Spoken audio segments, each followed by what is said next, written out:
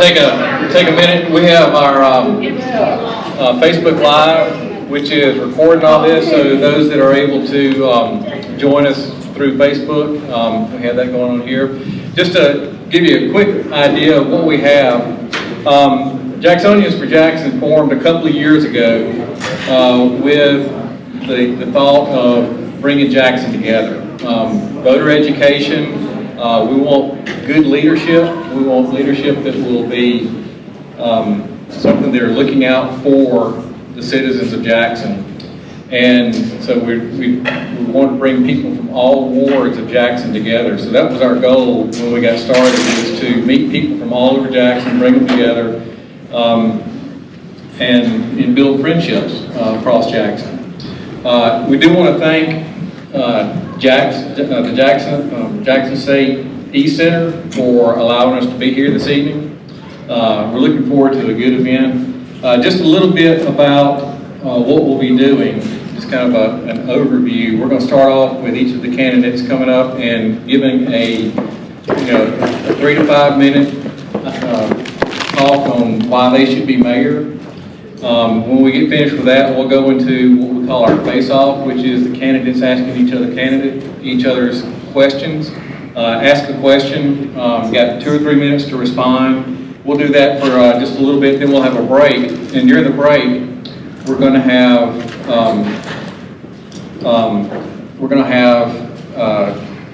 some door prizes. So this evening we have 3 of our independent candidates. Unfortunately, we don't have the Republican or the Democrat candidate that wanted to come, but we're very appreciative of Rodney DePriest, Kim Wade, and Zach Servis that are here this evening and competing for the mayor of Jackson. So what I'm going to do is I'm going to turn it over now. Well, let me back up. After we come out for a break, we're going to have audience questions. We have those that are written down on cards that we're giving folks, and we'll kind of consolidate those and ask those questions either to a candidate or to all the candidates. So if you've got a card, we have a box that's over here to the right that you can put your card in there with the question, and we'll have that at the end.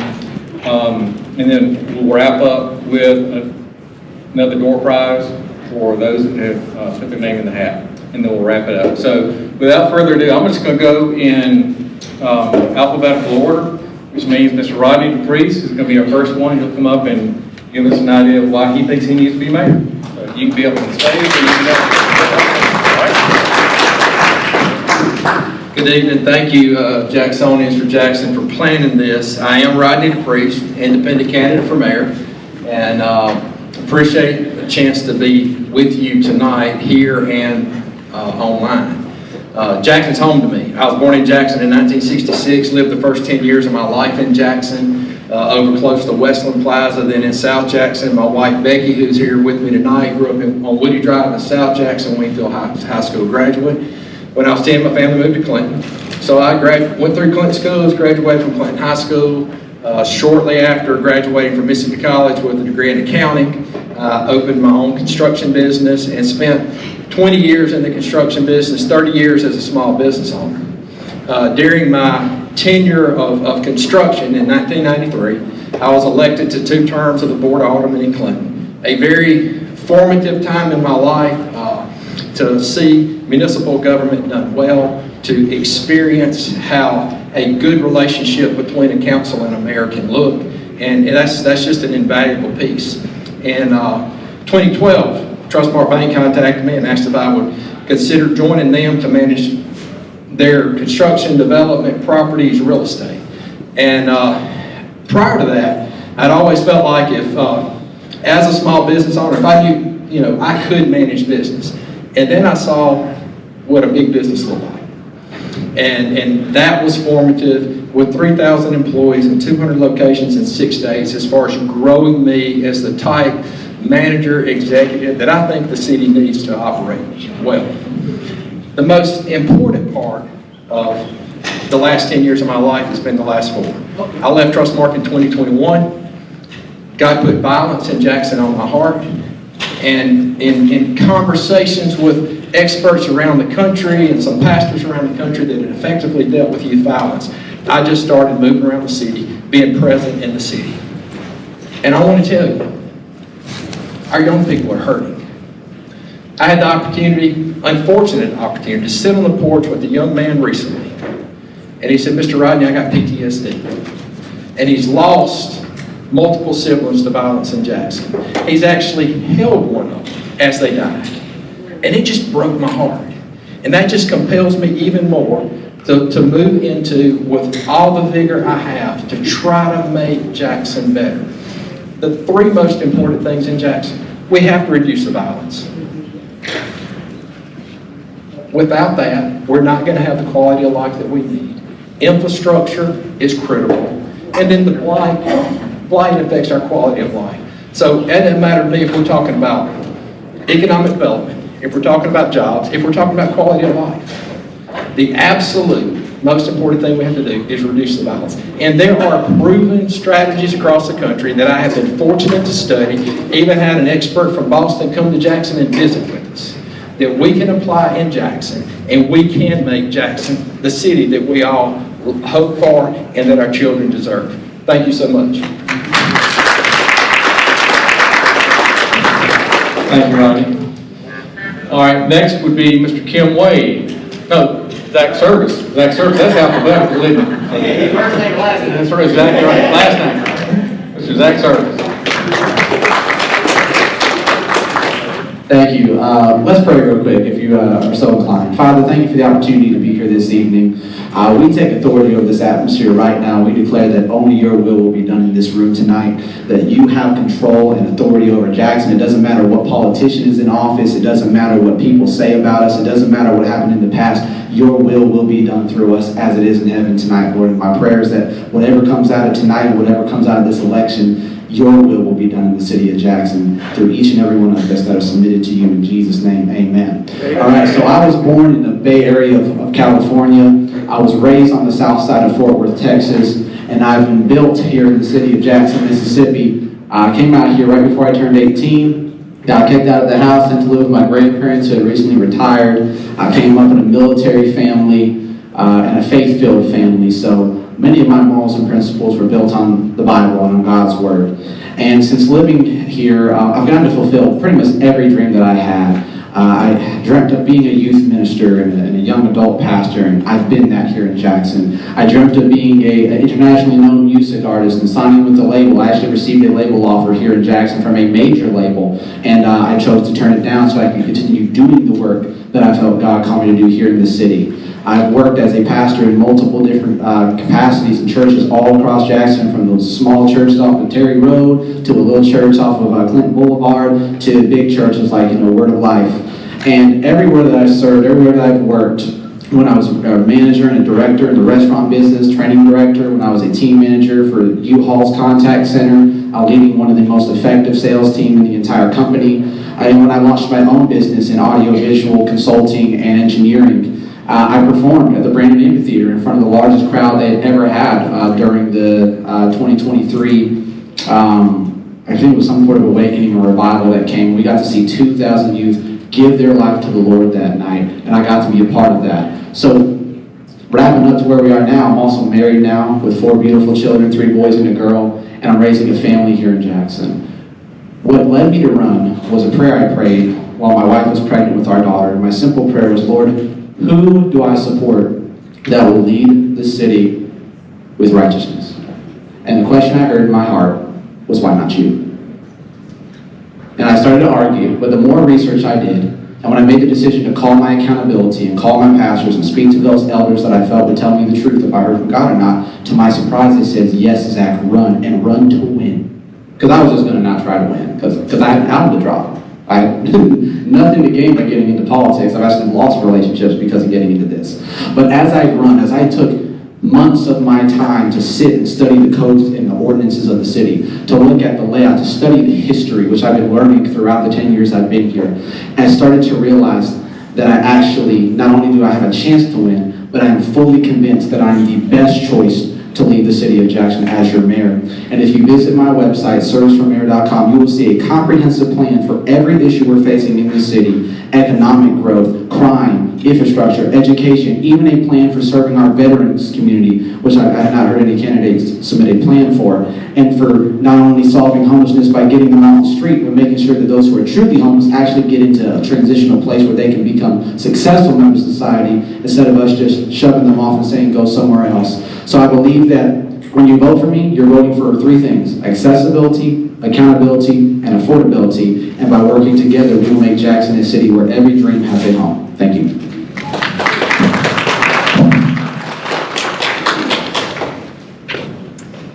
Thank you, Zach.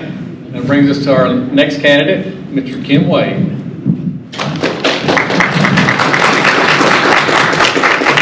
Thank you, sir. Thank you. Well, the question, why do I want to be mayor? That's not the way I would receive that. I want a better Jackson. If I could have a better Jackson by not running for mayor, I would do that too. What I want to see is Jackson work. The approaches that I've heard on the campaign trail, they talk about the crime, they talk about the kids, they talk about all these different things. Folks, we are first responders. We cannot farm this job out to anybody else. Folks coming across the southern border or anywhere else, it's up to us. When I hear politicians and candidates talk about what they're going to force the state to do or somebody else to do, that's very disheartening to me. Because at the end of the day, we can get the state and anybody else in this state to help us if we first help ourselves. But all I hear is a hobo mentality that's really disturbing, that's going to prevent us. We don't have 4 more years to get this wrong. And what we're hearing right now from the candidates is actually, it's almost a speech from the Chamber of Commerce from Rankin and Madison County. They don't realize how off those ideals are. And I would submit to you that in order to restore this, folks, we've got to make some adjustments. We, us, you. 143,000 Jacksonians that are left in this city, we have to do this. We're gonna have to do extra. And we've been on the campaign trail for 4 or 5 months now, and people say, well, what's your plan for this and what's your plan for that? And after I get done explaining to them, I said, now what is your plan? Because you think all you're gonna do is vote. See, because they wanna farm that out to me like I've got some kind of magic wand. Baby. We sit up here, we talk about the city being taken over by the state. That's because of our negligence. We need to hold our elected officials accountable, real time. I think we need to go against the bond of every city council person who voted for that water sewer contract, because they have been voting on those contracts against the law as relates to how they're supposed to be administered in terms of that program, the minority program. That program is in shambles legally.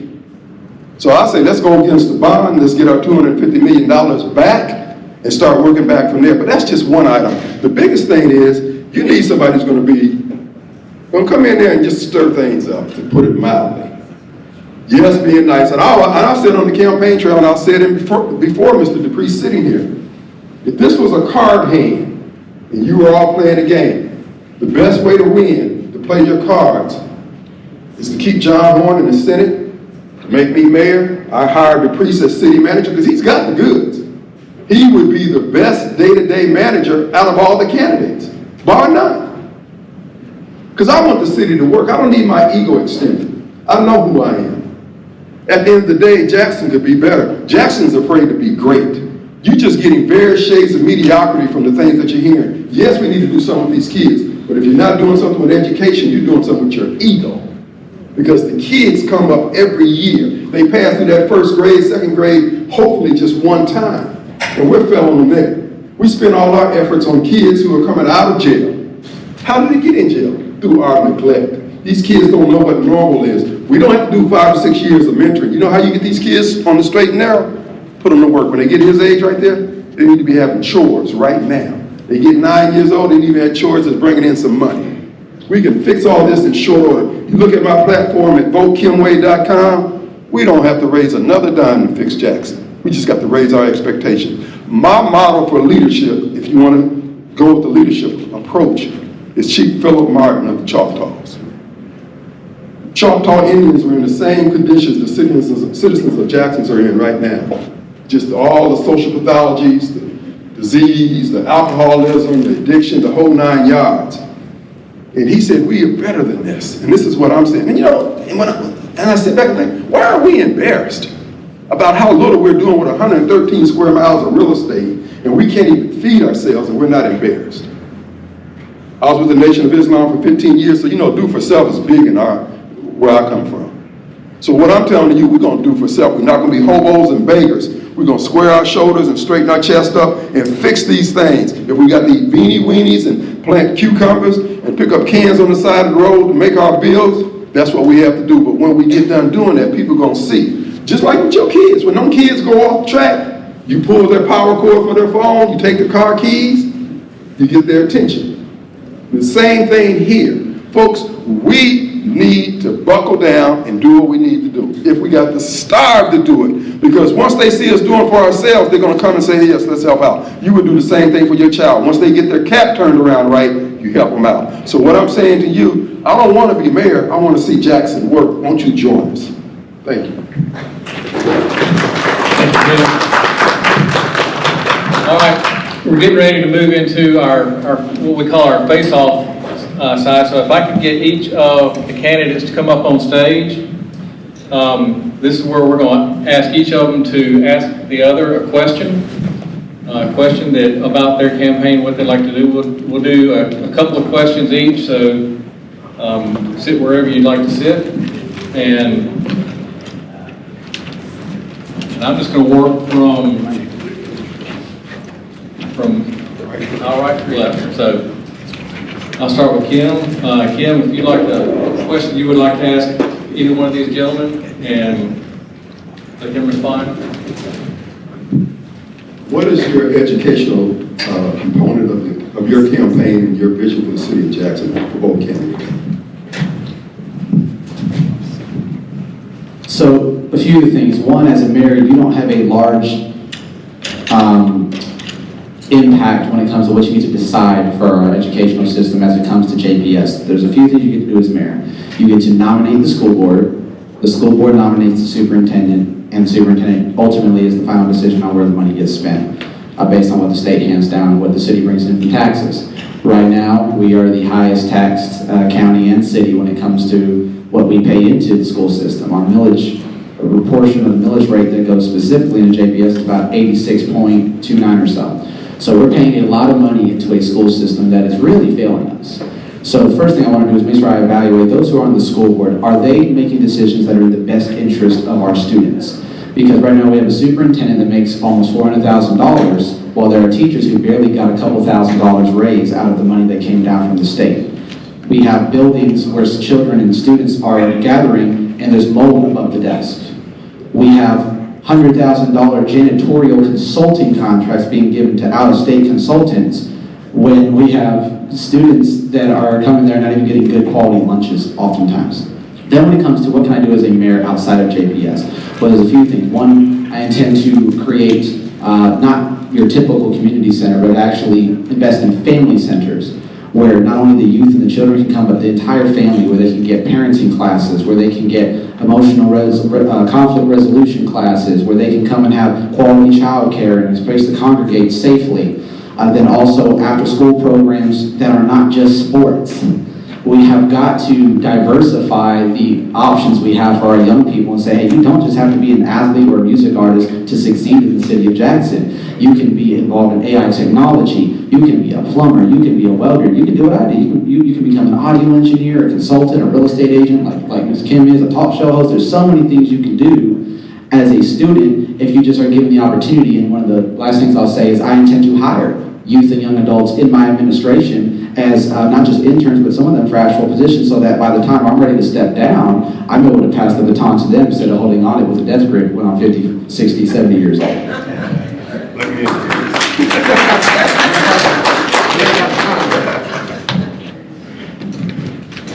Zach was right on the statutory requirements of what a mayor can do. I mean, nominate school board members have to be confirmed through the city council, and that process is there. But our real need in school is for men to be men, for the church to be the church, and for us to pour ourselves into the students beyond the education. We have a heart problem in our city. We have young people that are traumatized from the violence in the city, traumatized from the experiences they have at home. So I think there are things with JPS that we need to celebrate. They are just that, being that D-rated school. But we also have A-rated schools and very low-rated schools, which kind of averages out in the middle. So if you're fortunate enough to be on the high side, that's great. But if you're on the other end, it just doesn't work as well. This is my third year to be in Jim Hill High School every Friday morning, there for Tigers for Christ, their Young Life program. I don't even lead, I just show up and I'm present and develop trust with these young people. And for 2 years, Becky and I, my wife here, we've been able to go to camp with them in North Carolina and just sit with them on the porch and have those conversations. So my challenge is, we need to lift the lower end of the schools, the ones that are not performing as well. We need to hold our school board members accountable, the superintendent accountable. But that's kind of a slow turn. But we can involve ourselves in the life of our students right now.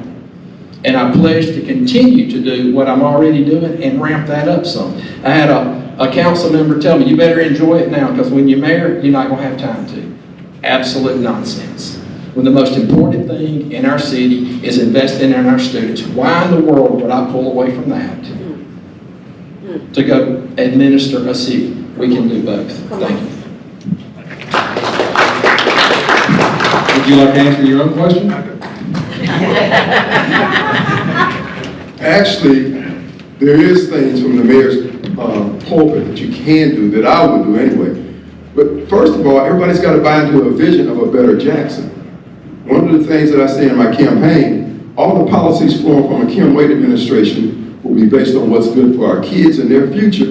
Because if you are concerned about your kids in their future, then you'll be able to fund it by maintaining the property values. That's why the real estate background, I don't care, all these dreams and aspirations that we articulate up here, we don't have the money, it's just rhetoric. So what we're saying, how are we going to fund these things? That has to be at the forefront. You do that every day. When them kids wake up in the morning, they're looking for some cornflakes on their table. They don't want to hear no geopolitical talk about why you don't have it. They want to know where the cornflakes. That's what we have to do as citizens and as leaders of the city.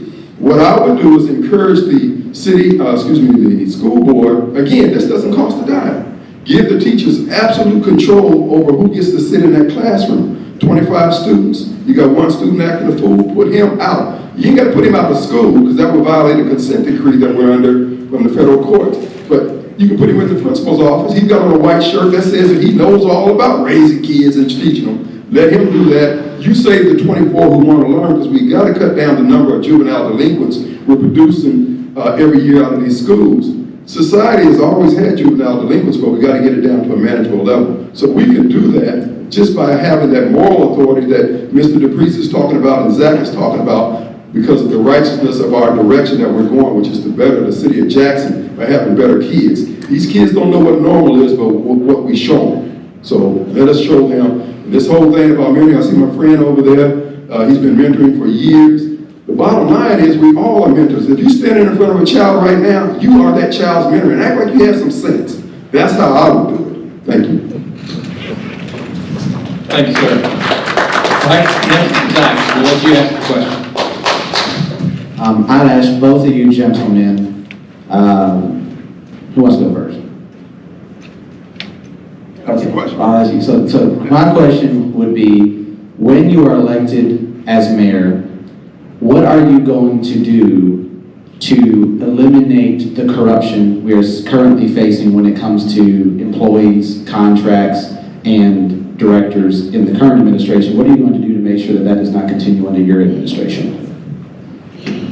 Well, I've already set the tone, and when I made that statement, all my fundraising dried up, so I'll say it again. I told anyone who would listen, just assume that I'm wearing a microphone or a wire. Don't come to me with anything underhand. And think about it, there's so much work to be done in Jackson. These folks can make a handsome profit just by helping us fix the problem. No, they want to make a killing. And I made it clear, you're not going to make a killing. You'll still make a profit. You're not getting barred. Nobody's doing any of that. We're just not going to put up with any foolishness. So we're going to set the tone with the integrity at the top. They're going to see it being displayed, because at the end of the day, I'm the beneficiary of whatever integrity you may have, and you're the beneficiary of whatever integrity I may have. So that's how it works in this society. So we got to be the standard bearers of that. This is what I tell people. You look at, go to votekenway.com, everything on that platform, I'll be the standard bearer for, and you can believe that we'll be able to, at the end of the day, say that, hey, we did a good job. Just like Chief Philip Martin. When he started, unemployment rate was 75% in the Choctaw Nation. When he left, it was 4%. Jackson, we can be great, you just got to believe.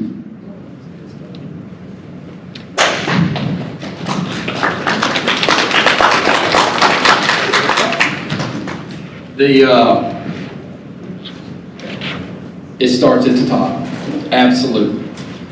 And the integrity that is required, especially when you end up in a position with authority to award contracts with a lot of money flowing, you better be sure who you are before you get there. Now, my education's in accounting. I've taken governmental accounting. I've taken auditing. I've worked on audits. I've worked with internal audit. So best practices, just implement best practices so that, we have minimum bid standards of what you have to do, what's required in the state, but that's a minimum. You can be more restrictive than what's required by the state. And if that is deemed necessary, that's what we do. And it is critical, though, 100% with Kim Wade. It starts at the top. And I've been fortunate through a 30-plus year business career to have never had my integrity questioned, to have been responsible for $70+ million a year annual and operating and capital budgets in my role at Trustmark without a problem. And it is so important that we set the standard that the employees and other elected officials that are around us know. We have zero tolerance. But the simple accounting brain that I am, I'm at a great disadvantage tonight. I'm the accountant, they're the performers, they're the talkers, and they're good at it. Best practices.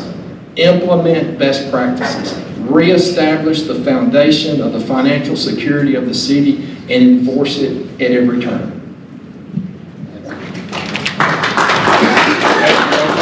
Yes, I'll answer. So one of the first things that I'm going to do to start solving it is hopefully get Rodney on my team to start going over these books. I'm already having conversations with people to start a forensic audit day one when I get into office. I believe we can't just catch up on the state required audits. We have to figure out where every single dollar has been going. And I started that process by going to the city and requesting, through public records request, the salaries of every single city employee. And I just released that on my Facebook page, and there are many people thanking me for it. There are some people who are upset about that. Some people believe, well, you shouldn't have put their names. But if you are a city employee, you are a public servant, you're not entitled to the same privacy rights as a regular tax-paying resident. When I run for mayor, you're going to know that I'm making $119,999. And you're going to know my title as mayor. And you're going to know what my job description is. Which means if I hire somebody, do you know right now we have 18 people in the legal department and only one of them is a paralegal? Everyone else is making some higher title salary. There's 2 special assistants to the attorney. They're all making almost $100,000 and the city attorney's making over that. Now that's not above the national average, but when you look at what the deputy clerks are making, which is around $30,000 to $35,000, and you have zookeepers barely making enough money. We have $500,000 to spend on an amphitheater when the zoo already has 2, but we don't have money to give the zookeepers a raise.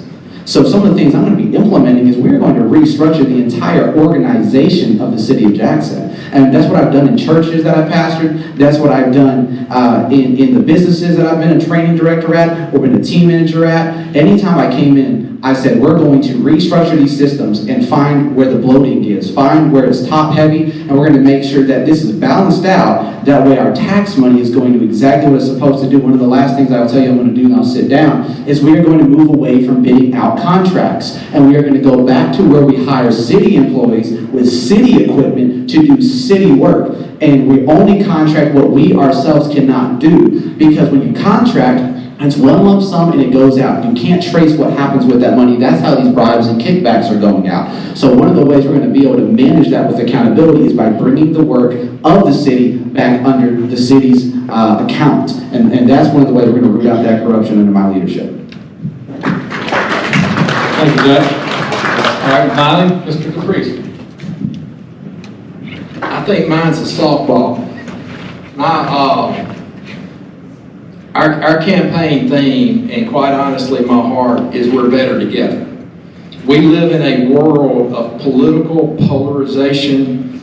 We have cultural and ethnic polarization. We have socioeconomic polarization.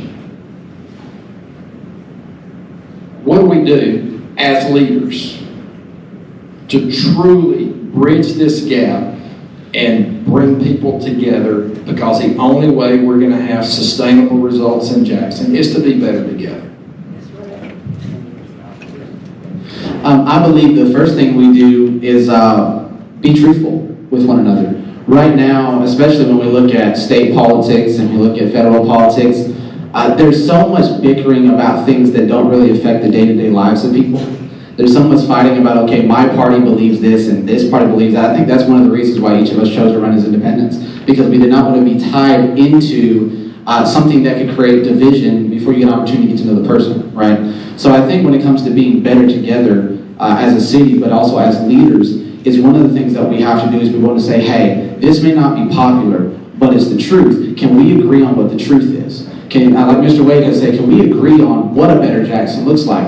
Does a better Jackson look like this or that? We have to determine, since we are, at least I hope, striving to be a city that celebrates diversity, that celebrates different thought, different people, then we have to say, okay, what do we want the commonalities of our city to be, and what are we willing to agree to disagree on? And once we determine what that is and what our moral compass is going to be and how we're going to move forward as a city, then we can get people, whether I disagree with you on this party thing or I disagree with you on this way of implementation, if we can agree on the vision and the goal we're going towards, you'll be able to get people to buy in from either side of the table.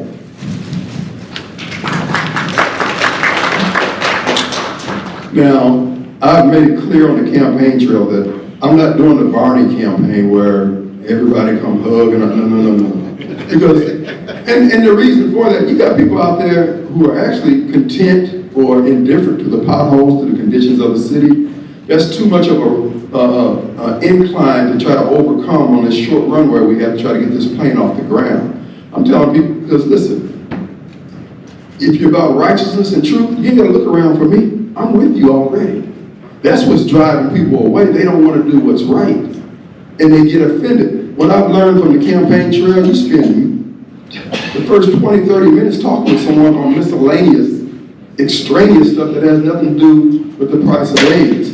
You got to be stout enough in your position and your understanding of right and wrong in your relationship with Christ to be able to say, these things be so, and this is what we're going to do. Yes, they're going to bawl and squall, but that's what leadership is about. Dragging people, kicking and screaming where they think they don't want to go, and then when they get there, it's like the Choctaws. They set the tone for the nation for all the Indian tribes right here in Mississippi, simply because one man saw things differently. So what I'm saying to you, no, I'm trying to get 50 plus 1 of Jacksonians who want Jackson to be better.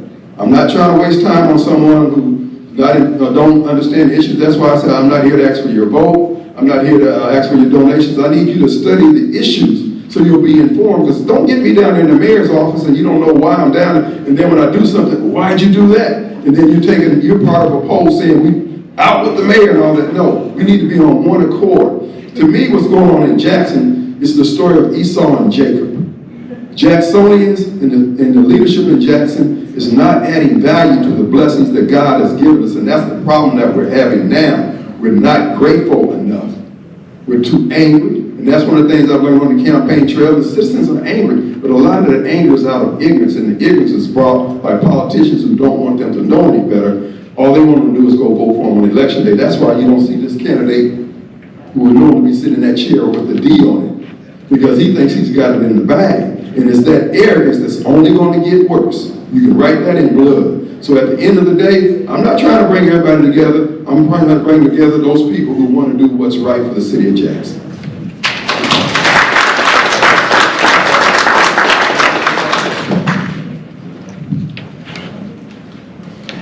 Better Get Together reaches across a lot of elements. I mean, obviously, we have a representative form of government.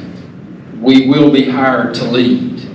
We do have a responsibility to be sure those who are interested, who do want to have a voice, have an opportunity, and we work through that. But the polarization that we have seen in City Hall, the polarization that we have seen between the city and the state, it has to end. I agree. And I think the way we reestablish credibility and reach out towards the state, let's start there, is we acknowledge what we haven't done well. We show that it is a new day and we can manage our own affairs. And once we're dealing with the resources that we have and we're making progress with what is completely within our control, people will be more likely and the state is going to be more receptive to engage us in those conversations. But it starts with us. It starts with where we are, how we do it, and we demonstrate it's a new day in Jackson. Better together, council and mayor. I had the privilege of 8 years on the Board of Aldermen, Cleveland City Council in Clinton. And we disagreed all the time, but we never got disagreeable. We might argue a little bit in a meeting, but we went and got coffee when it was over. It's a mindset. And as a mayor, having been a council person before, I recognize what it was like when as a council person, you really weren't given the opportunity to fulfill your responsibilities to your constituents because something was given to you too late, or you just weren't given the information you needed. And so there's so many ways that we have to, we're never going to get the fringes. We need to grab the middle part of the city that's interested, that tries to be informed, allow for there to be a voice, and let's work forward with this thing. I was at the National Day of Racial Healing back in January where they were honoring Dr. John Perkins. And Dr. Perkins stood up. He started talking about the airplane. And he said, yeah, last time I checked, that plane had a right wing and a left wing. And it takes both of them for it to fly. That's what it's going to take for this city to work. Thank y'all. Thank you. We're going to try to get us back on schedule a little bit. We started just a little bit late because I think we had a lot of traffic, people coming in. So we're going to take a break now. Take about 15 minutes for y'all to be able to get out and mingle with folks. And then we're going to come back and we'll have questions from the audience that we've got written down on our cards, and we'll start asking questions. They may be for everybody, they may be for an individual. So we'll go with that. So in about 10-15 minutes, we'll get back on stage and go at it that way.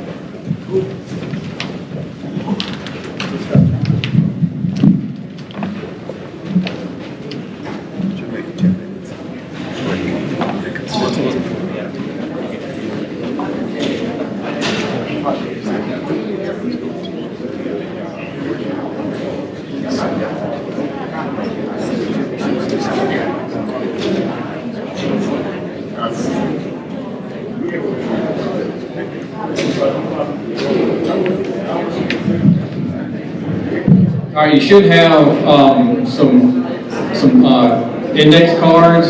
Write your question on that index card. Also, write your name on the back of that because that's what we're going to use to draw for our door prizes. Our door prizes are $20 gift cards. We have a couple from Walmart. We have one from Iron Horse Grill. We have one for Mayflower and one from Keepers. So I think they're decent door prizes. We'll do 2 or 3 here in just a minute, and then we'll do the rest of them at the end.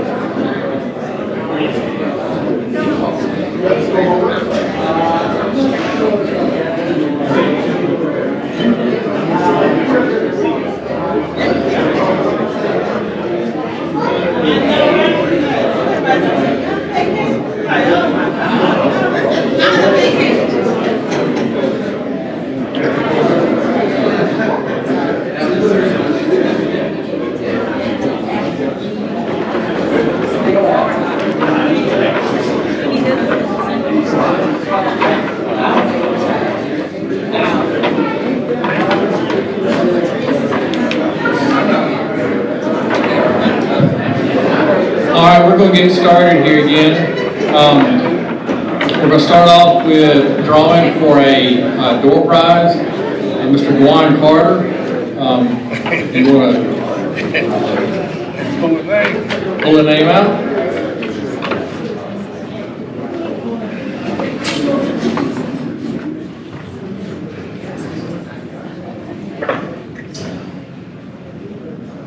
I hope I get this right. Curtis Williams. There we go.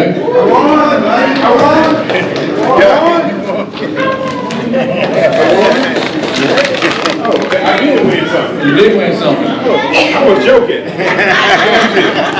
All right, we're gonna do another one. I don't know what it is.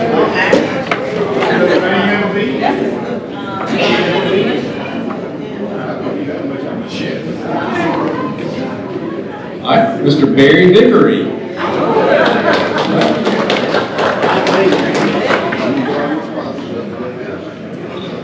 All right, if I can have the candidates head back up here, we have 3 more door prizes that we'll do at the end. And while the candidates are heading back up here, we had one question that was not directed to the candidates, but was directed to Jacksonians for Jackson, and it was John Horn invited? The answer is yes. All of the candidates for mayor were invited. And we made multiple attempts to get a hold of everybody. The ones that chose to participate are the ones that are up here on the stage, and we appreciate them being available and being willing to participate in the face-off. That's true. So Appreciate that. thank you very much for that. All right, you see, there's Zach. Yes, it's shares. Yeah, Gotta show up. Have to show up. I'm gonna pull this off this side.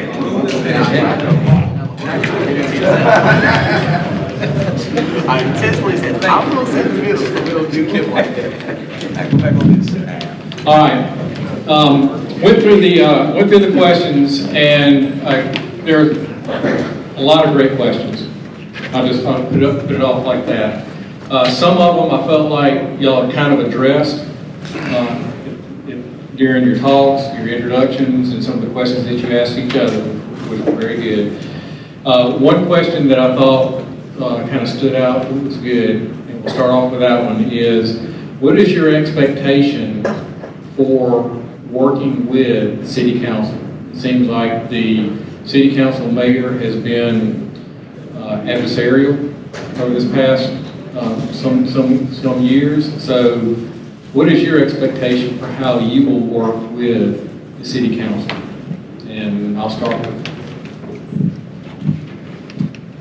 I touched on that earlier. Having been a council member on the Board of Aldermen in Clinton, I've seen municipal government done very well, but I've also experienced those times where there's conflict between council members, but also times where the mayor may not have given us the opportunity to fully meet our responsibilities to our constituents. You have to acknowledge council members are elected for a reason. They have a fiduciary responsibility to work for their constituents, to work for the city as a whole. And if we will acknowledge they have a responsibility and allow them every opportunity, that bridges that gap, that brings the walls down, that makes everything far easier. First off, when we get together working with the council, we've got to establish some goals. And we're all going to have different constituencies. We're going to have different needs in various wards throughout the city. But instead of focusing on the ones we cannot agree on, let's just find 5 that we can go do together. Let's just go do 5 and demonstrate that we can work together. One of my favorite pastors is Tony Evans, and Tony. In talking about racial reconciliation, he said, we're not going to solve it in a seminar. We're going to solve it by serving together. Same mindset with the council. Let's push off a few of the things that we may not agree with on the front end. Let's find a few that we do. I don't care if it's just base hits. Let's just get some base hits getting started and experience what it feels like to work together for the good of the city. That's it. So when it comes to how will I work with the relationship between being the mayor and the council, I had a conversation with Councilman Hartley of Ward 5 yesterday when I was on his radio show, and we talked afterwards. I've had multiple meetings with him. And I asked him the question, how many of the current candidates have met with you, had a meeting with you? And he said, well, you're the only one. And I've attempted to have meetings with every person on the council except Aaron Banks, for obvious reasons. So right now, I do understand the sentiment of, wanting to look for things to agree on, but we have to recognize there is corruption in our council, just like there is in our mayor's administration. And we cannot move the city forward if we don't address elephants in the room first. That is one thing that me being serving in pastoral roles and in leadership roles, the first thing I've had to do anytime I come into a broken system is you have to address the dysfunction. The main cause of the dysfunction with the council is the ones arguing with the mayor are also corrupt. And I'm just going to leave that there. Do your own research. So when I first come in, I've built relationships already with the ones that I believe are not corrupt, that I will be able to work with. If somebody is gaining something by you not getting your way, they're not going to stop just because you're nice to them. They're going to look for every opportunity to sabotage you and backdoor you. So when I come in, I'm going to be setting, hey guys, this is the law. There are councilmen right now who don't even follow our signage ordinances. So the first thing I'm doing is I'm enforcing the law for everybody, starting with leadership, because it starts with us. Then, for the ones I've already built a relationship with, I've had meetings with almost every council candidate in the race and most of the incumbents. So I already have a relationship. So when I step into office, they already know me. They know what I'm about. They know my agenda. And I know theirs. I know who I can trust and who I can work with. And I know who's going to be a thorn in my side. And I'm already prepared for them because they're not accurately representing their people. And I say that as a resident of Ward 3. So to close my answer to that question, I will work with the council as long as they are doing what is right.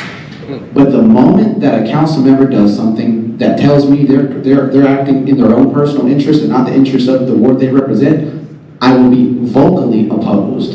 And I will make sure that we do not value unity over integrity at the expense of the taxpayers of Jackson.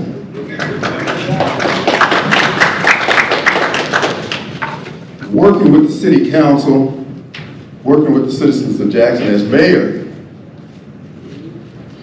what I have to do, I have to get at least 4 of the council people to buy into the vision. And I told you all the policies that will emanate from a Wade administration is going to be based on what's good for our kids and their future and what's good for property values.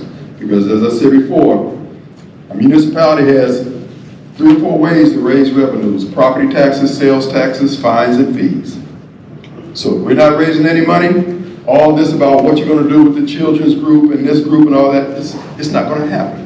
So let's be realistic. We got to get the council to buy into the vision. One of the things that I would be doing as mayor, behind everybody's chair on the city council will be their portion of the budget. So whenever they start talking crazy about we're going to do this and do that, I'm saying, Mr. Stokes, you ain't raised a dime this year, bro. So you're not voting at this table. Again, though, folks, we got to raise our gaze. We're allowing too much stuff to go on. We get caught up in all the extraneous conversations about things. In other words, I'm putting on the green eye shades. They got to buy into that. And if we don't have enough money, all we're doing is wasting our time. That's why I say, folks, you got to believe in the platform. You got to understand the platform. Otherwise, don't vote for me. Vote for them. Vote for anybody else. Because don't put me in that position and don't equip me with the tools. I need the tools of your support and your understanding and where we're headed. That's why, again, Chief Philip Martin was the example. He showed us that if you tell people that it can be better, then you show them, drag them one at a time, and then when they get there, remember, he went from 75% unemployment in the Choctaw community to 4%. We can do the same thing. All you need is a vision, and a vision that can be made plain. Thank you. Thank you. So the next question that seemed to be on a lot of people's minds had to do with blight, city permitting, what you're gonna do with Highway 80 and things like that. So let me start off by going to permitting. That seems to be a common business opportunity, is permitting, and how are you going to streamline and help out with business development as it relates to permitting. And I'll start with Mr. Wade. That is one of the areas that I'm really concerned, and I'm sure Rodney also, with his background in construction and real estate. We want to change the attitude of city workers when they come out to your shop, come out to your business. When they come out there and knock on the door, Mr. DePriest, how can we help you get in business? Not all the things you're doing wrong. When you say, how can we help you get in business, and we're in partnership, we're working together towards revenue generation. I'm a capitalist. I want everybody to get their roll on, I want the money to flow. The reason why, because I want you to have everything in your garage I got in mind so I can leave my garage door open. That's the reason why we're gonna want everybody to prosper. So when it comes to the permitting, I'm gonna let the people know down there that whoever you're taking bribe from, y'all can keep taking them. But if you recruit somebody who don't wanna be bribed, and it comes to my attention, I may not be able to fire you, but I'm gonna sit you at your desk. I'm gonna give you a 50-cent an hour raise. I'm gonna have you read manuals all day long. 10 o'clock you take your break, 12 o'clock you take your lunch, 3 o'clock you take your other break, 4 o'clock you're gonna pass in a book report on what you did today. And then when they get tired, they can quit, retire, or go somewhere else. Because if they're doing that out in the field, he's got a multi-million-dollar operation he's trying to get off the ground, and you're making $30,000 a year, and you hold it up. Time is money. We're not gonna play that. So I'm telling you, that's why I said I'm gonna be a disruptor. I'm turning some caps around, I'm peeling them back, y'all. They wake up in the morning, and the news headlines say, Kim Wade in charge, y'all better break for the door. And I'm not being hard. These folks have been playing, or they have not been trained, or whatever the case may be, but we're gonna get things in gear. And again, that's why I said, me as mayor, him as city manager, and I'm backing him up. I'm coming back with the sledgehammer behind him, or sludgehammer behind him, turning some caps around. That's how it gets done. But in the alternative, I'm telling you, this guy's got the best skills for the day-to-day. Kim, I thought you were running. I am running. But I want Jackson to be better, and I want you to have the consideration of what it would take to be better. Because like I said, I don't need my ego extended. I know who I am. And I'm going to eat. I'm not looking for a job. I'm not looking for a place to stay. I want Jackson to be better. Because this breaks my heart. 113 square miles of real estate, and we can't feed ourselves. And we're still walking around with a hat like hobos. We're not going to do that.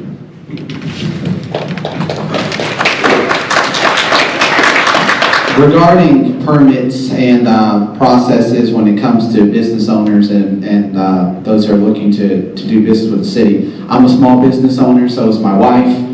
I have actually been supporting a man who is working on launching a small business off of the Highway 80 corridor. And I actually got to speak with someone else here in the room that's also attempting to do the very same thing. And I'm very disappointed in our city's lack of enthusiasm about supporting small businesses. So one difference between me and Mr. Wade, I will be looking for those who are taking bribes and looking to fire them immediately. I don't care why you're taking that bribe. If you don't have the integrity to do the right thing when you signed up, you didn't sign up to be a public servant, and you need to go. But right now, we have too many restrictions in the city code and the zoning ordinances that have not been updated for 2025. And right now, I could be wrong, but I think I'm the only candidate who's actually read the entire code of ordinances with my own 2 eyes. And that's why I'm always at the council meetings. I'm also the only candidate who shows up to every single council meeting and speaks to the council and talks with the council and holds the city administration accountable.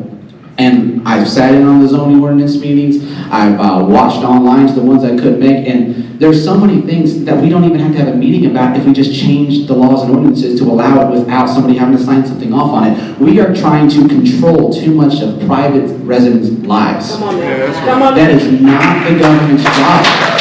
The government's job is not to say, you can put this here, you can put that there, because we have a plan for this. No. The government's plan is what's best for you to do what you want to do with your land. Come on now. So part of the things I do, I don't want to just make permitting easier. I want to make giving you city land so you don't have to go spend your hard-earned money and you can actually take your money and invest it into the business. I want to get rid of business licensing fees. I want to make the standard 48-hour turnaround time on license renewals. I have a friend who's a business owner that it took 3 months for her to get her business license renewed for an already existing business. That's unacceptable. I've had electricians beg me, Zach, when you get in office, get rid of this local licensing BS.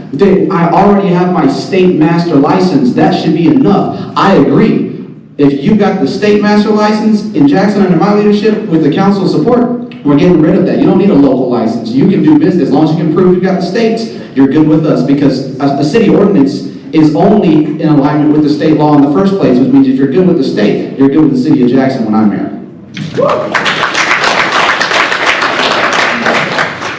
I've experienced permit offices that do it very, very well and very, very poorly. I have not in Jackson. I have waited a fire marshal out for 6 weeks waiting on a permit. Wow, wow. With it sitting on their desk and nothing happened. It's not acceptable. It starts at the top. Set the standard. We need accountability. We need the systems in place that when permits are submitted for, and every check along the way, so that you can verify where are you in this approval process. I will absolutely agree. The permit process serves a purpose. The permit process protects us. Some of it is quality of life. Some of it is life safety. So it's not a process that you can just inadvertently start pushing things aside. But when you're an employee of the city of Jackson, you have a fiduciary responsibility. You have a contract with the residents of Jackson to perform well, to perform honorably. It's not rocket science. It's work ethic. It's a desire. It's an attitude that our residents are our customers. It's a Chick-fil-A mindset. It's my pleasure. And we've got to do that. And if we will set the expectation and let them know there is a cost to not following through, that's what we're going to do. I want to be very careful. We've got a lot of employees that I think with the proper support, some maybe even just changing the seat that they're in, that can perform at a much higher level, and I want to give them that opportunity. Thank y'all. Thank you. All right, another question that comes up very often, and y'all have probably heard this many times, but we're going to address it again, is blight. We have a lot of rundown houses, a lot of houses that need to be torn down and cleaned up. So as mayor and with the city council, how would you address the blight that is within Jackson? Zach, I'm going to start with you today. Okay. So one of the first things we're going to do is make sure that we're giving contracts, if we're going to use contractors right now, since we may not have a lot of city employees able to do the demolitions, we're going to make sure that the contracts are going to the best option. Right now, and this was directly from the manager of code enforcement. He told me that there is no bid for a job under $4,000, and there is no open bidding process for a job under $75,000 for demolitions. Now, he could be wrong. Mr. Foote, is he wrong? Not sure? Or he's not wrong? Okay. So, a lot of people think, well, we go to open bid. No, a closed bid means there's specific contractors that are already doing business with the city that get that bid. Which means if you don't go to an open bid, you may still not be getting the best rate for that job. Right now, we just signed over some contracts, if I'm correct, for some demolitions, $9,000 here, $6,000 there. But I'm personally aware of individuals who are qualified and capable who have offered to do jobs like that for about $4,500. And the city has previously said, no, we'd rather not. So, under my administration, when it comes to dealing with blight, for one, we're going to enforce the codes, because that also includes signage ordinances that we're not enforcing right now. Signs aren't supposed to be on utility poles. You're supposed to receive there's two separate chapters, chapter 6 of the Business Advertising Code and chapter 102 for signage. And both of them carry fees and one carries jail time for repeat offenders. In which case one of our councilmen would be in jail by now if that was ever enforced. So let's be honest, guys. Blight is not a hard problem to solve. You just need to enforce the laws on the books and make sure that whoever's doing the work of getting rid of blight is actually doing it in the most efficient way when it comes to our budget and it comes to the work being done. There's minority contractors right here in the city that are saying, Zach, the city of Jackson won't do business with us because we're not in that circle and we won't give a kickback to them. Under Zach's Servis administration, we are going to spread the pie. We are going to make sure everyone gets an opportunity to do business with the city of Jackson so we get the best rates and we make sure we get the best results for getting rid of blight in our city.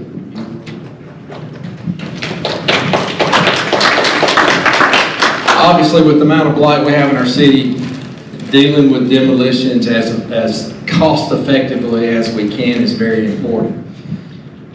The issue that I see are the statutory limitations and the processes that you have to go through when a property is in the hands of the Secretary of State, a tax foreclosed property is in their hands, and the process that it takes to bring it back. Currently, the Secretary of State, with the number of properties they have in Jackson, they have no budget to take care of those properties, to clean those properties up. You go back, I may have my year off a little bit, 2016, they used to have a budget to do that. And there's legislation this most recent session to help that. The Speaker put together a select committee back earlier in the year, end of last year, of the metro area delegation. And the day that they were dealing with blight, I sat in the Capitol and I listened to it all day. And we have to have the state's help of basically untying our hands. With home ownership being a huge need in our city, we need to find a way that when a property is vacant, before it is blighted, to move it into some first-time home buyer an opportunity to be a homeowner for the first time. That's right. We have fewer than half the residences in Jackson that are owner-occupied. That's not healthy. The other part of where we need to go, when you do, it's easy to look at vast streets, that the whole street's bad and we need to tear it down, we need to clean it up, and I agree it needs to be done. But if you look at effective programs in other cities, they found the blighted house that was sitting between two occupied houses and they took it out so the blight didn't spread. And we have to prioritize that to stop the bleeding, to stop the spread. It's a both and, but the easy part of just clearing out a large area doesn't stop the growth of blight in other areas. So deal with the state. Let the legislature is passing laws that are helping us with that right now. The funding is going to be critical. Maximize what we can get out of every dollar we spend. And then lastly, look around the country. There's something that's referred to as incremental infill development. That's what we need to be doing in this city. We need to be looking for pockets where it can be cleaned out and where we can spur growth from what was a once blighted property.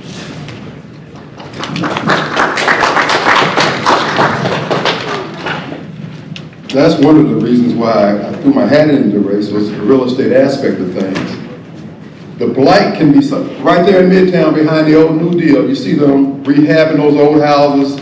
Yep. You think, why don't it be cheaper just to knock them on down and just build them? Well, that just shows when they're using government money, they can take as much money and as much time as they need. Rather than tearing down all these houses, some of them need to be torn down. What we need to do, again, goes back to the story of Esau and Jacob. We need to add value to what we have. We got too much, and I talked about asset management. We got too many men and women that we're feeding around here for absolutely free. We don't get anything out of them. We need to put them to work dismantling these houses like they're doing over in Midtown behind New Deal, one stick at a time. Take the good wood, set it aside, and let's go over to subdivision number 2. Let's go over on Jones Avenue behind Jackson State. Let's take some of those older folks over there who can't afford the material. At one point, floor joists were costing $70 a floor joist. Now the prices have dropped, but we can take some of that lumber and repurpose it. Back in the day, that's what we did. Now all of a sudden, everything is slum lumber. You cannot go to Home Depot and buy slum lumber. It's in the people. What he's talking about in the heart, it's the same thing I'm saying. That's why I said, you need somebody in there that's gonna be hard on these folks. Look them in the eye, house. If you wanna eat, we done fed, they ate at the stew pot for free. They done fed 200 people that day. We need 200 hours of community service. We don't have enough money to fix everything that's broke. So we're gonna have to enlist people who've been eating for free. I know it sounds hard, but so what? Come on now. This work. So what? They'll be okay, and if not, then I'll be okay. Because at the end of the day, we got too many people who are just riding the system. Yes. Ain't nothing wrong with them. They'll be okay. They say that they got mental illness, but they got enough sense to know they need money. They ain't that crazy. They commit crimes and run away. They ain't that crazy. They knew they committed a crime and they knew they wanted to get away. I'm cutting all that down, so all you folks who wring your hands over them, you're gonna have plenty of folks to go pick up off the ground. But I'm gonna tell you something, in order to deal with the blight, you gotta deal with the attitude. What I would tell HUD, and I would tell any other agencies that wanna come in here and build these houses, you can build them. Those houses, those units they built over there on Taylor Avenue next to the VA the stadium, look how trashy they are around there. I would tell HUD, every tenant in here, this is your house. Just like you got a yard that you maintain, you live in an apartment complex, you pick that paper up. No, they got a janitor to do that, you pick it up. Because we're not gonna be subsidizing you. When I moved here in '81, White Rock Apartments existed. Yeah. Wood Street Apartments existed, Fortification Apartments existed.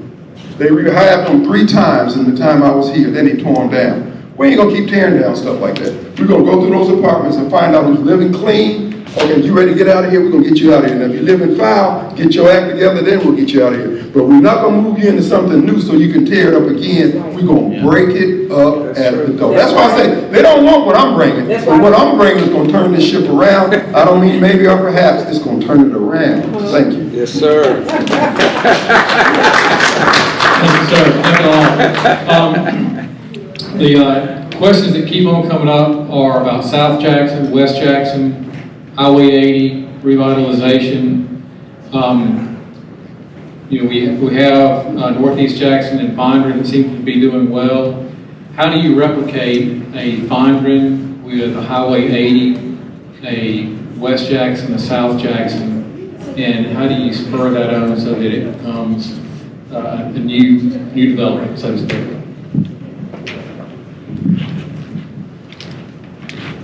The city's role is to provide an environment that business can thrive. Right. If we want West Jackson and South Jackson to thrive, we have to reduce violence. We have to restore the infrastructure. We have to reduce violence. We have to restore the infrastructure. Come on. All the dreams, all the business development plans, all the economic development strategies are going to fail until employees and customers feel safe and until infrastructure does not impact a business operation. In my 9 years at Trustmark, repeatedly the tens of thousands of dollars that were spent in dealing with water problems over and over and over again. Those two things. It's not a grand plan. It's not glorious. It's not a whole lot of fun to say, we're going to work on violence and we're going to talk about infrastructure. The plans are there. I don't know how much time I have, but I'd love to talk more about violence, and I hope some of these questions get around to it. Yeah, that's a very good point, because no business wants to be in an area where they feel that their investment is not safe. But I want to take it a step further, because it's not enough for us to just fix the problems. We have to have a vision for what happens when the problems are fixed. Where are we going after that? So I do have an economic development plan for South and West Jackson, but I do want to perhaps amend your question, because your question is how do we replicate Fondren and East. We're not looking to replicate anything. We're looking to have organic growth. What works in Fondren may not work in South Jackson. It's a different demographic. It's a different environment. So we need to make sure that the way that we develop different parts of the city, first of all, look at the history of that area. What used to be there that was lost because of mismanagement or neglect or demographic shifts? What are the assets in that area? We have the Pearl River downtown and running alongside South Jackson. Right now we have over 300 acres along the Pearl River of surplus property that the city owns in South Jackson that we're not using. We're not doing anything with that land. We have land that we still own towards Byram and in Byram. Why do we still own land in Byram? Sell it to Byram. and let's use that money to develop what we still have control over, right? Okay, so if you go on my website, servisformayor.com, you'll see my plan for West Jackson, you'll see my plan for the West Capitol Street corridor, you'll see my plan for Highway 80. Because right now we're neglecting the fact that we have a railroad. And there's a monorail passenger line that they're working on bringing from Dallas all the way across I-20 through Jackson, headed towards Meridian. We have to be looking forward for that. Crime is not going to be hard to fix. Chief Wade are already doing a great job. All we gotta do is take the handcuffs off JPD, let them do what they actually want to do, which is enforce laws, then make sure that we get the ordinances behind them, let them enforce state law. Don't want to deal with homelessness and blight, let's enforce House Bill 1203 that goes into effect July 1st, outlawing public encampments on the public right-of-way, and let's enforce the Safe Solicitation Act that passed in March from the state that says it's illegal to be panhandling without a permit. We can enforce a lot of these laws and make Jackson safer right now with the new administration that believes in enforcing the law. And when it comes to infrastructure, I met with one of our state representatives last week, I met with Ted Hennefin, I've had conversations with people across the city. I fully believe that we will be able to solve these infrastructure and crime issues if we just use basic business principles, many of the ones that Mr. DePriest has laid out and actually has experience in. But then once that is done, where do we go next? We have to have a vision for the future, and I have that vision. I think if you go to my website, you'll even see more of what we can do with that vision. I want to touch briefly on the blight question earlier. One of the things I didn't mention, how you prevent blight in the future, you do it at the closing table. And I'm sure Rodney will understand that he's been to closings before. You do it in your closing documents. Mississippi Home Corporation will lend you or give you your down payment. They can make whatever criteria they want on that. They say, okay, if it looks like you're going into foreclosure, you miss X number of payments, you agree to go into this expedited return this property to the marketplace type pathway. Do it in the closing documents. We don't have to make this. You can avoid having to change things on the Secretary of State end of it when they receive it. Just do it at the closing table. The lender lends the money. If they say, I'm only lending money to people with the Jackson State, that's perfectly legal. If they're only going to lend money to people who agree that if we get shaky or I'm going to walk off, we get a divorce and they're playing economic chicken, okay, they're going to end up in this pathway because, again, this is what the mortgage documents are saying. So we can do it on the front end. Again, bring everybody. They always talk about bringing everybody to the table. I called Fred Shanks, told him the same thing. I told somebody else on it who was going to be at the thing. So guys, but we got it where we're clicking up where we won't take information from this person, but we'll take it from that person. Again, if you're doing what's right and you do what works, things will take care of itself. Now, as it relates to what I want to do as mayor, people ask me what my economic program is. My economic program is her, him, you, okay? I'm not trying to start a farmer's market. We're the city council, we're the mayor. That's not our job. It's to create an environment, like Rodney says, where businesses can develop. But we got this thing where we think we're some kind of Mayoral comic character or something where we're solving all these problems. No, people solve their own problems when you get out of the way. So that's where we're going to be going towards. And as far as trying to get the various communities, I have been saying, when it comes, for instance, he has a construction company, he's got some trucks. I'm not going to give him a contract next year because he met some minority set-aside criteria. I will give him extra credit on his bid if he made his trucks available to the community that needed it to dump out trash, and the city pays for the dumping. He provides the truck and they give the manpower. Then they can get some kiln credits and go down there, and we don't have to do the set-asides. We don't have everybody can qualify for that. But you know who opposed that? The folks who getting it now. The ones who can't get the contract. This is what I'm saying, guys. You need somebody to go through this thing methodically and work it through for the benefit of the citizens of Jackson. What John is doing over there, the reason why they're so hyped for John, because John is going to be good for the CBD, the CCID, and the boats. We're getting ready to have a special session. I told y'all that they could have passed the casino bill this past session. They waited because they need to get John in there so they can have their guy. And I'm saying, wait a minute, if it's a good business idea, all of us would support it. No, they want John because they don't want somebody who's a little corrupt. They want somebody who's, well, I won't go any further than that. The bottom line is it can be done. Thank you. We will turn the corner just a little bit and address violence, because that is a hot topic. We talk about policing and all that kind of stuff, but we have a violence problem in Jackson, Mississippi. So how do you address violence in Jackson, Mississippi? And I'm going to let Kim go first, and since that's, you're hard, we're going to let you go last. Well, y'all know, I'm not Mr. Compassion when it comes to that. I'm like Jesus, I'm gonna go prepare a place for you. It's gonna be called parchment. So, no, my ideas were to correct violence. I lived in Joliet, Illinois when the casinos first came. And the casinos cleaned up downtown Joliet. They really did. I mean, but in the late 70s and 80s, the mafia was still strong. And the young gangbangers that were running around the town at that time, they went down there and shot up the front of the casino. And the mafia sent the limos up there. And they brought the guy out there and explained the program to them. They had any more problems. So it's going to give them what they need downtown to develop all those buildings down there. And that's why they're supporting John, because they need to get all those buildings rented out into apartments. I'm not against that. All I'm saying is, guys, there's other parts of Jackson too. So be that as it may, but when it comes to reducing the violence and crime, I say let's tear down the zoo. Let's build a jail down there, 5 stories below ground, 5 stories above ground. And when they commit a crime, they can do all their time right here in Jackson. The family come visit them, sit out there on the grounds with the gorillas and all the other crap. But the bottom line is, we just got to be harder. But now, let's be realistic. Our judicial system is not functioning well in Hinds County. I told the police officers when I met with them on yesterday, I want you to do what you need to do in your precinct.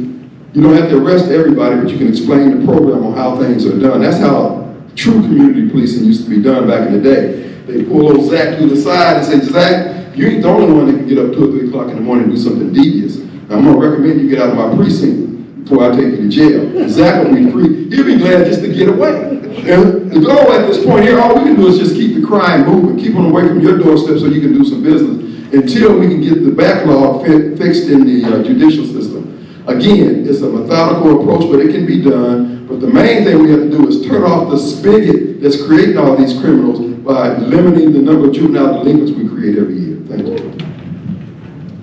That's good. I'm actually looking for a particular part of the city staff for the Office of Violence and Prevention. My sink, oddly enough. One of the things I want to do when it comes to violence, because that is one thing that Rodney has really been harping on that is so true, is that we do have a heart issue here in the city of Jackson. This is not just a physical battle. This is spiritual. But evil's not going anywhere anytime soon. The devil is not getting less busy. He's amping it up because we're in the last days. So as government, our job is not to change hearts. Our job is to enforce laws and support systems and infrastructure. That's our job as government. Even the Bible says that it's the job of government to reward those who do good and punish those who do evil. So when it comes to violence, for one, I want to create a position, whether it's in constituent services or in the Office of Violence and Trauma Prevention, where that person's job is to directly work with the churches of Jackson. And we have hundreds, you probably know the exact number, don't you? I think you've said it before. I've heard wide range, Yeah. so I'm not going to quote. We have a large number of churches in the city, and we are underutilizing those resources. They are the ones who are actually equipped to stop violence before it happens by getting to the hearts of people. As your mayor, that is not what, you're not hiring me to be your pastor. You are hiring me to manage city resources and make sure laws are enforced. So my plan for addressing violence as the mayor is to say, hey, one, we enforce the laws as they are written and we enforce them strongly. We don't let things slide unless there's a really good exception for it. If you ran the red light, you're going to get a ticket for it. I don't care that you say, well, we're in Jackson, we're ending that today. You don't speed in Madison. You don't run red lights on Lakeland Drive. You're not running one on Bobby Rush Boulevard. Then we have to make sure that as residents, we change who our county leadership is. Our DA has to actually prosecute these people. I was just on the phone with a JPD officer a couple of days ago. They said, Zach, we arrested someone who had 6 felonies. He was out of jail the same day, and we weren't allowed to arrest him again for that felony, but he committed another one the same day. So there's a lot more to it than just enforcing law. You also have to make sure that once the law is enforced, that the law by the judges and by the DA and prosecutors is enforced. Then on the flip side, we have to invest in our youth. We have to invest in education, like you said, because a large amount of what leads to crime is poverty. And if you don't have the education to believe you can step out of poverty, you're going to turn in a different direction. So it's a balanced approach. Enforce the law and empower residents so that they can follow the law and feel that that's going to let them have the best outcome possible.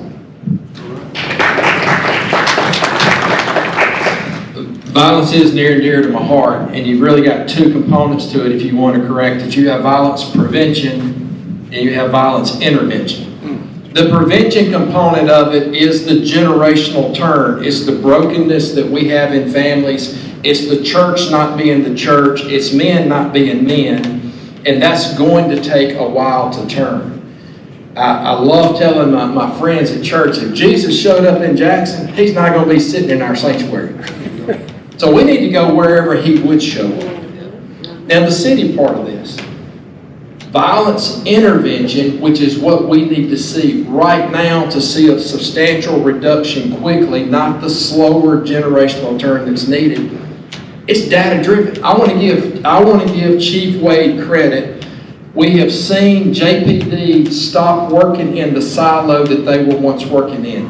I have watched the relationship with Chief Wade, Chief Lucky, and Sheriff Jones over the last 2 years go from, well, the law requires that we work together to there's genuine partnerships. There are models across the country. The one that first got my attention was in Boston. Pastors were pastors, they did their part, and a group of criminal justice professors out of John Jay College in New York studied it, finally realized it doesn't do any good to study, let's implement it. And what we find is, in our country, across the country, between 0.5 and 0.9%, less than 1% of a city's population is actually involved in a group or a gang. Of those, only 20 to 30% are actually violent. Well, let's do the math. 1% is going to give us about 1,400 people. 20 to 30% gets us around 400 that are actually violent. We get JPD, Sheriff, Capitol Police, DEA, local, state, and federal together. You add in probation, you add in parole. And you're going to find out quickly, we already know 300 of the 400, and we know their address. And we just got to get serious about it. That's required. The violence piece, there is a segment of the population, I'm sorry, they're going to have to be incarcerated. I'm all for ministry, but as Reverend Brown in Boston told me one time, he said, Rodney, some people just need a prison ministry. And that's what's going to be required. But if we want to pull these young people who are in that 1,400, but not caught in the violence, that are on the fringes of it, if we're going to pull them out, we've got to replace it with something. That's the church's job. That's community nonprofits who we need to see them producing a good product and a successful outcome. That's their job. And so absolutely, as City Hall, it's not our job to fix the hearts of Jackson, but we need to be partnering with, and we need to be applying our own heart to make a difference in our city. All right, Zach, you mentioned giving tickets for running red lights, and one of the things that has come up is the traffic signals in the city of Jackson, which kind of goes to infrastructure. The traffic signals in the city of Jackson are horrendous. You sit at a red light with nobody else anywhere around, you wait for it to just cycle through. So what is your plan for traffic signals, but also kind of the ongoing infrastructure that relates to all of that? So I'm going to start with you, Zach, since you brought it up. Thank you. So one thing we're going to do is by implementing new technology. One of the big mistakes we made was whenever it was that the last set of traffic lights were put in place, they didn't set it up in phases. So when one goes bad, all the other ones are going bad. We have to start doing city planning for infrastructure. We have to plan ahead and say, hey, we know we bought all these lights at the same time, so let's already have a plan to start replacing some of them before they go out. We have to start becoming more proactive and preventative before the problems show up. Instead of holding this money, we had $700,000 to fix potholes. that the council gave the mayor's administration. They didn't spend it. We had $10 million for blight elimination that came from the state. The city said we don't want it. So we have got to use what we already have available to us as resource to fix these problems. Then we have to plan for the problems before they come up in advance. I also want to implement AI technology because there's cities like, is it Redmond, Washington? I think it's Redmond, Washington. It's by Seattle. It's a smart city. Bill Gates and Microsoft are located there. They have very smart intersections where when you roll up, a pressure plate is engaged, and there's all sorts of sensors in these things. There's even now traffic systems to where your car HUD can give you information on when the light is going to turn.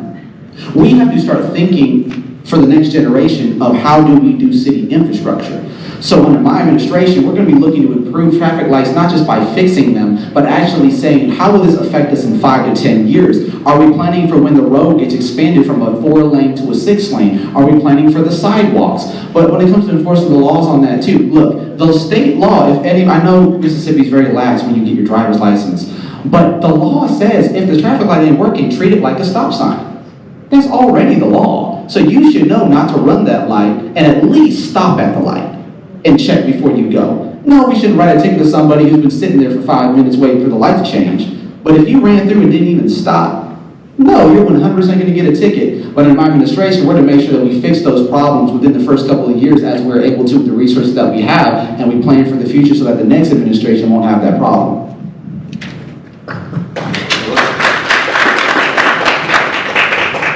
This whole thing about the lights, I always thought somebody was down there just saying, I wonder what this switch does.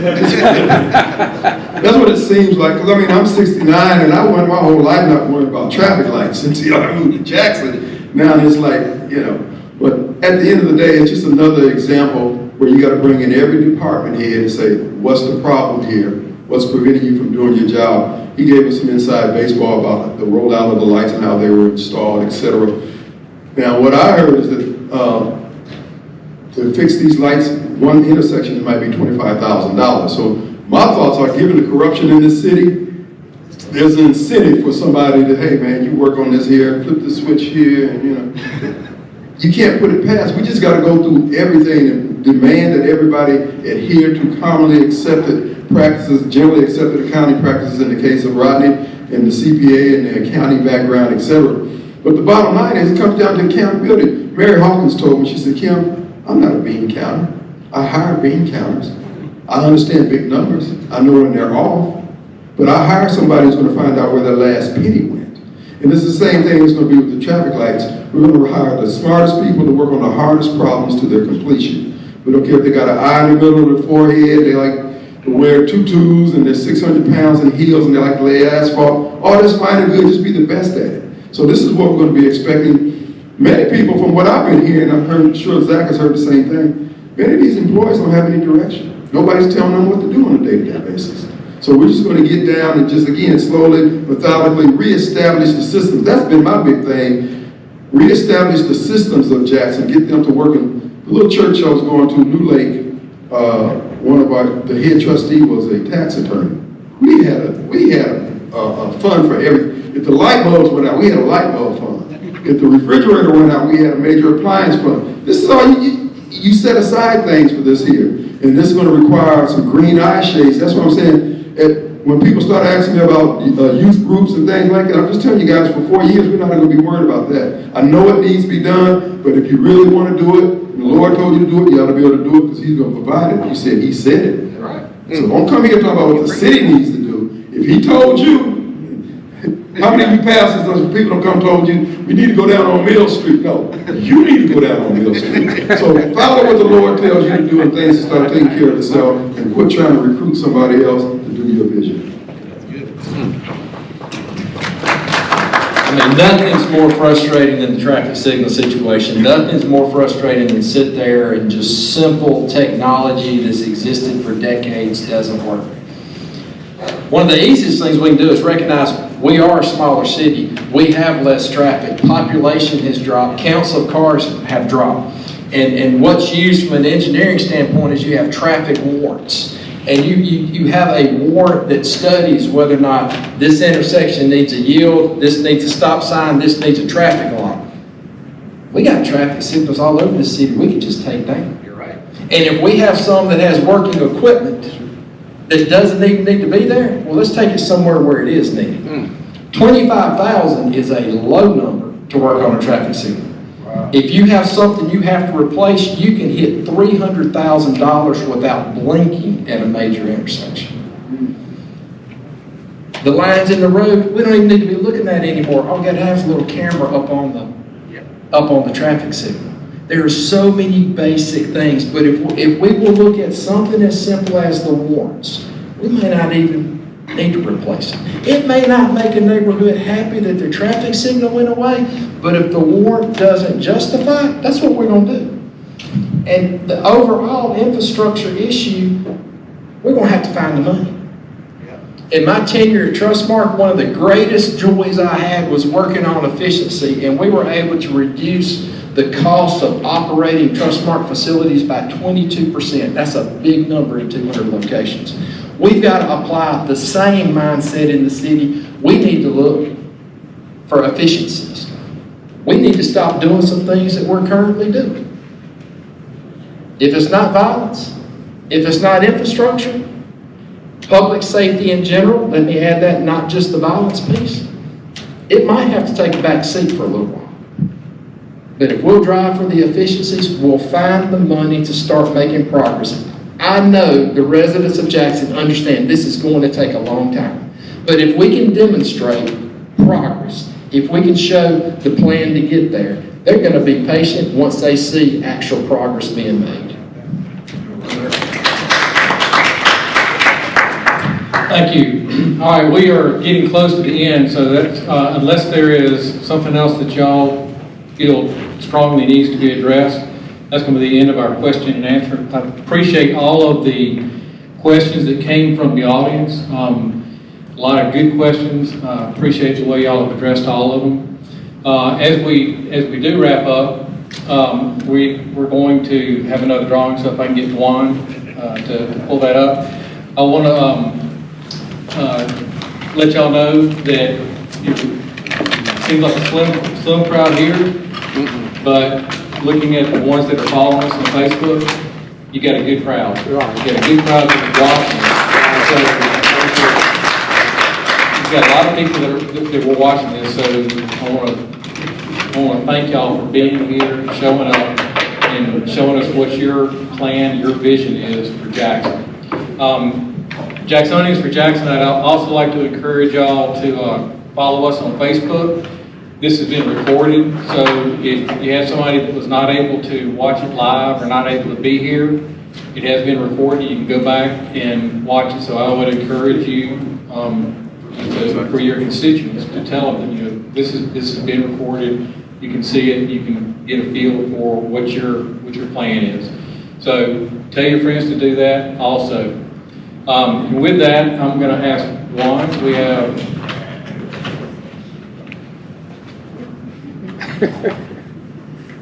Taylor Turcotte. She's not here.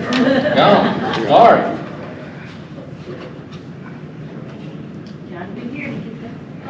Clinton Spencer. Is he here? He just left. Just left. I'll take it.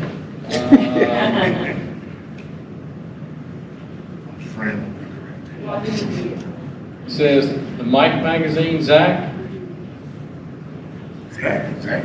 Oh, she just left. How about Jaron Carter? All right. Somebody step around.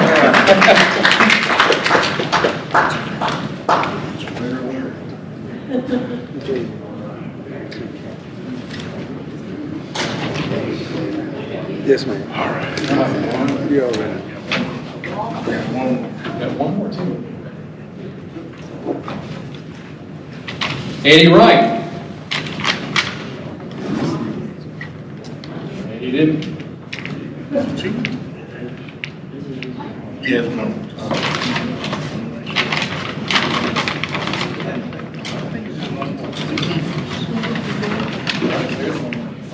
That's right. Okay. That's one you just gave. Luke. Sir. Yes? Servis. Hey, There what's we yours? go. He is so deserving. Pays to stick around. Yeah.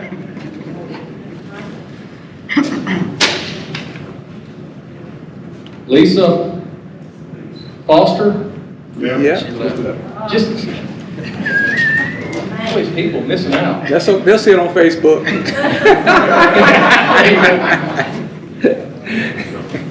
Doug I'll take it. Elbrock, okay. All right. All right. You have to finish the, Everybody done?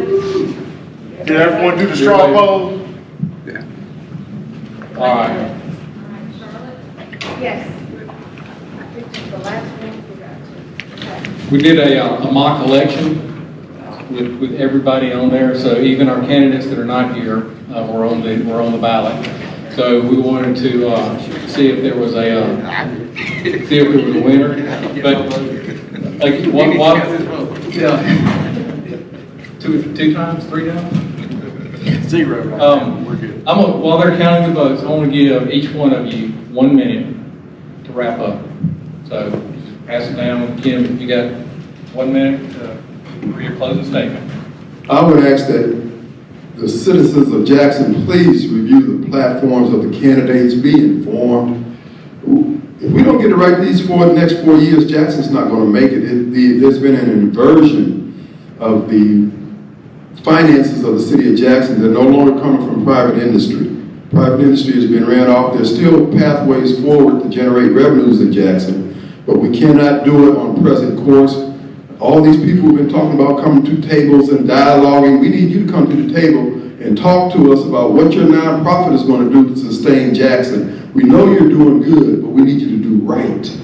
We cannot have you producing these clients that you have with an insolent attitude or an ungrateful attitude. When you feed them and they throw that trash on the ground, you should tell them that's unacceptable. Otherwise, when I was in the club business, the city came down on us for being a public nuisance. If you're going to continue to go down that road, your 501c3 will be declared a public nuisance until we sit down and get an understanding that all of us are responsible for making Jackson great. Wow.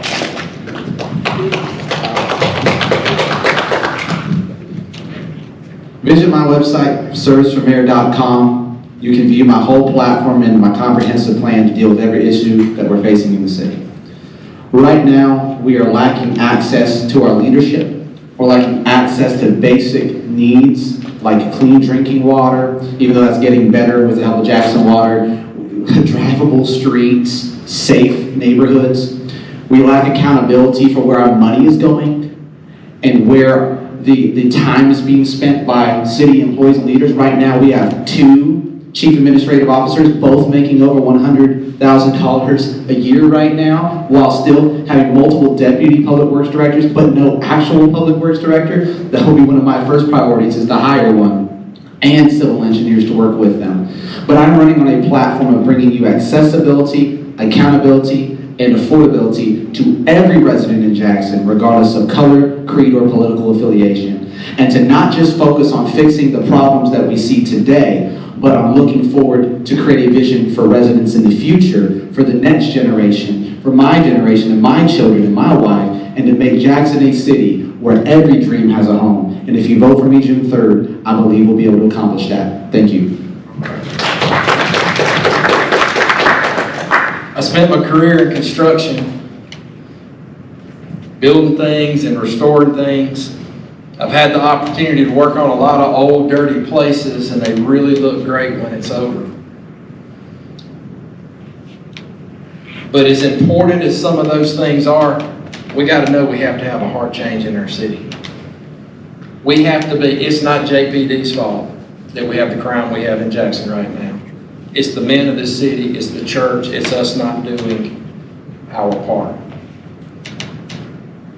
I appreciate the confidence that Kim Wade and Zach Servis have expressed in me tonight, but I'm not here to be Chief Administrative Officer. I'm running for mayor.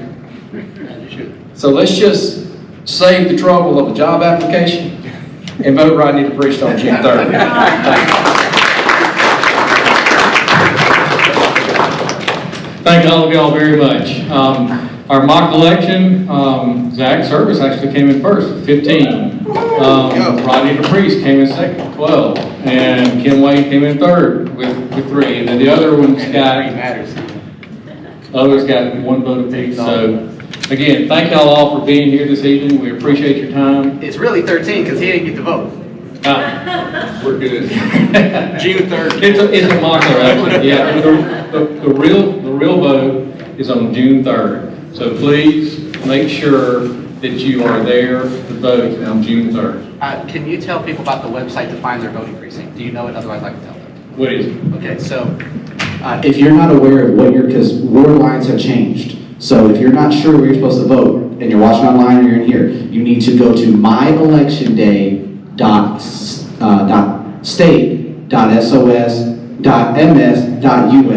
I'll take the time to go under this live stream later and put that in the comments section, but you can find it on the SOS, the Secretary of State website, but it's very important you go look up your address so you know if your voting precinct location has changed. Absentee voting started today. Yeah, absentee voting started today. So if you are not going to be in town, or if you have a conflict on June 3rd, please, please, please vote absentee. If not, please go to the poll and vote. Thank you.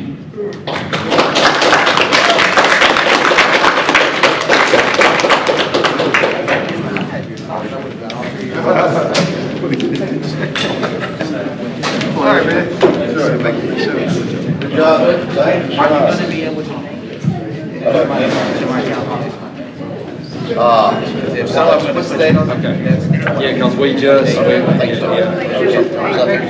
not well, I feel like I've drug it out and I hate it, but I just enjoy what you guys do.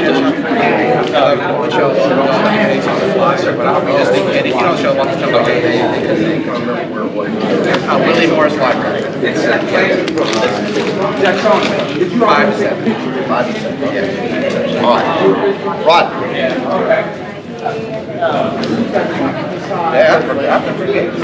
Y'all look at it. Where they at right now? Oh, that must be nice. Yeah.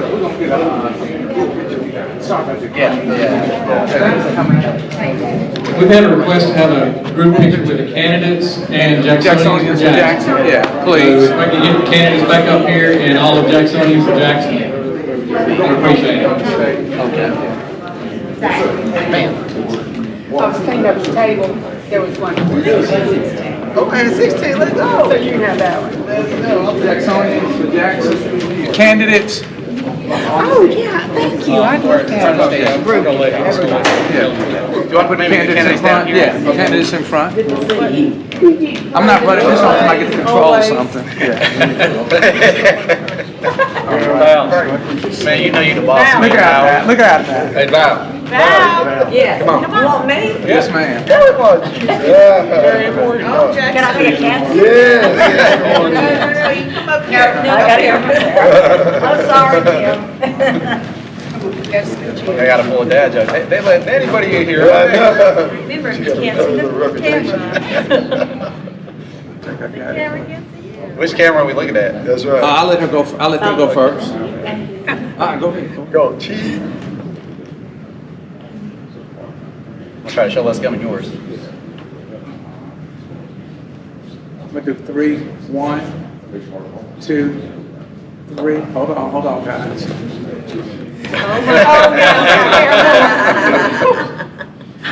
Thank you all. Thank you so much.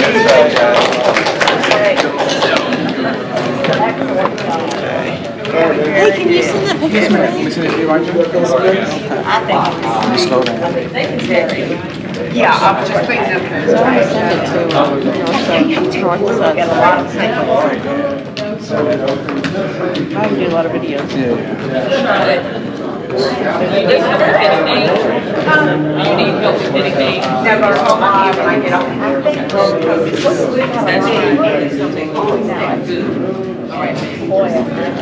Music and text. 601.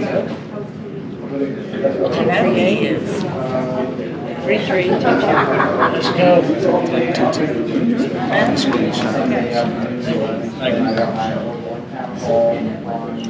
Laurie McCarthy. Hold on, Ms. McCarthy. Okay, okay. Put your email, because I can send you these pictures and stuff too. Oh, yeah, that'd be great. There's a, I don't know if you know, but there's a, you can do like if you shot 40 pictures, Yeah. you can take 40 pictures and it'll drop your ad, it'll drop your logo. Whatever you want. Holy moly. And it's a free, it's called Oh, I'm gonna get that tonight. Yes, ma'am. Let me slow down.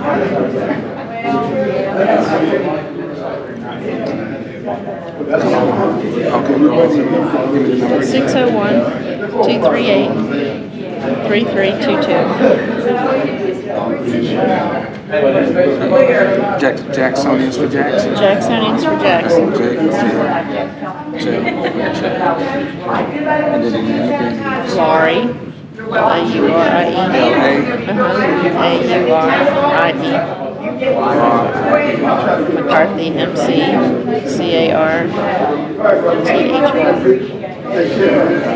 put your email. I'm going to put your email. That was great. I know, we had about 100 people looking at it. Yeah, before the night is over with, it's probably, I should have done Zach's phone. We probably have about 400 or 500. That's great. Let me get a picture with you. Oh, okay. That's okay. And I'm gonna tag those photos so I can put my little logo in the corner. Absolutely. Okay. Absolutely. Yes, ma'am. Yeah. And I'll send you Google Drive is good. Yeah, that's fine. Okay. Okay. So my goal is to get those to you tonight. Okay. But I'll send that picture those three that I just sent. I just want to put my little logo on. No problem. Okay. Okay. Thank you, and it's a pleasure meeting you. It's nice meeting you. Okay. Miss Lawrence. Miss Lawrence. Miss Lawrence. Hey, Mayor, do you want hand sanitizer to take home? I see it's about 1,000 of them out It is there. about